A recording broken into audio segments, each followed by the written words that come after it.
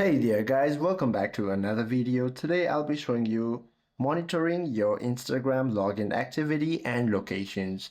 Now to do so, you have to access your account center in Instagram application. First of all, go ahead and open your app, then tap on your profile icon located at the bottom right, then tap on these three horizontal lines right above your profile.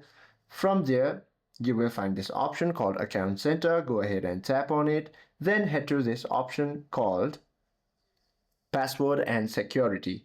Now you will be able to find this another option called Where You Are Logged In. All you have to do is go ahead and tap on it. From there, select your specific location to check all the logins on other devices and locations. And once you identify it, all you have to do is go ahead and click on it, and you will be able to find the exact date and location of your login. I hope this video helps you out a lot. If you have any questions or queries, please do comment down below.